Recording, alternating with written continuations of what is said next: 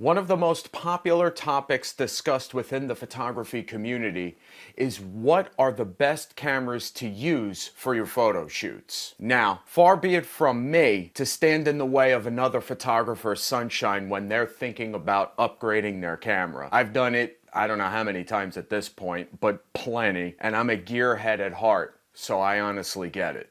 But it's one thing to want to buy a new camera. It's quite another to need to buy a new camera. Those are two very different reasons, especially when you consider the fact that you're a professional photographer with financial responsibilities that take precedence over buying the shiny new object. But wait, this camera has ISO 100 million. I need that.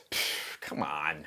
Do you really need that? Before you get all excited, you get impulsive, you start sweating, you're starting to visualize having this brand new camera in your hand, you want to go home and shoot all kinds of stuff and get crazy with it. You need to turn off the camera nerd brain and turn on the practical business owner brain before you start making these kinds of financial decisions. Generally speaking, when you do that, you inevitably come up with the following conclusion. The best camera to capture lifestyle portraits is the one that you currently own, for now. Now you might say to yourself, but I'm working with a prosumer camera. It's a little bit slow to react, and I really have to work it to be able to get what I need. Good. Creative constraints help you ultimately get better at your work behind the camera because you're working with what you have in your hands and you're reacting to what's happening right in front of you. Speaking of prosumer cameras, I used them for years while figuring out what I wanted to do with my photography business. I didn't have the money to go invest in a flagship camera like I do now, so I worked with what I had. Despite the slow ISO speed and the really not great autofocus that I had, these constraints forced me to be more precise, be more accurate, be more intentional with the work that I did behind the camera. I became a better shooter because of the fact that I worked with the tech that was in my hands. And when I finally had money in the bank to go buy a flagship camera, my first one was a Nikon D4, I figured, oh wow, I've got some new superpowers now. I got this monster camera in my hand. It's gonna change the game for my entire photography business and make my work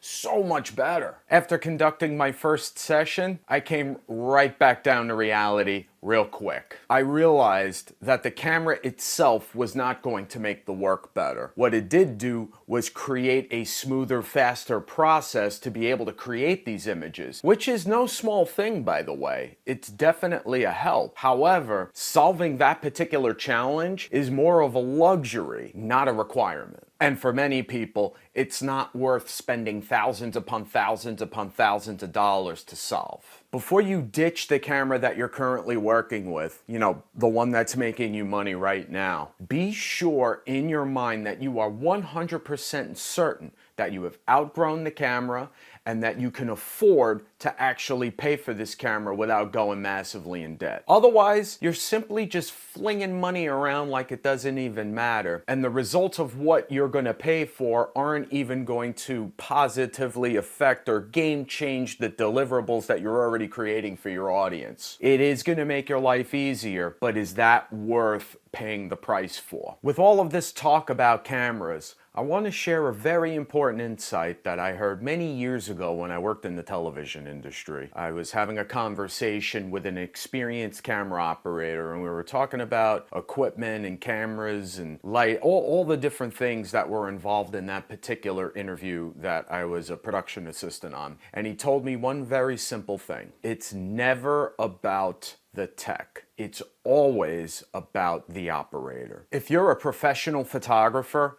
someone could basically hand you a plastic disposable camera and you'd still be able to create something compelling and interesting and usable for the person that's in front of the camera. That's why it's important to know if it's the right time, if it's the right moment in your business to upgrade your camera and make the investment. Because ultimately, What you have right now in your hands is more than good enough to be able to build a sustainable and referable lifestyle portrait photography business. Calm that camera nerd brain thing you got going on over here by buying something cheap. Get like a filter pack, or maybe buy another card or something, or get something small so that you could satisfy that side of your head. And then allow the business owner brain to take the wheel and be more responsible and really intentional about the next steps with regards to when it's time to upgrade the camera. You'll be much, much better off if that side of your brain is taking the wheel with your checkbook. What are your thoughts on all of this? When was the last time that you purchased a camera?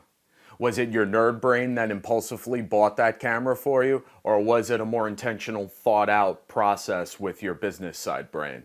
Please share your story in the comment section below. If you found value in this video, you know what to do.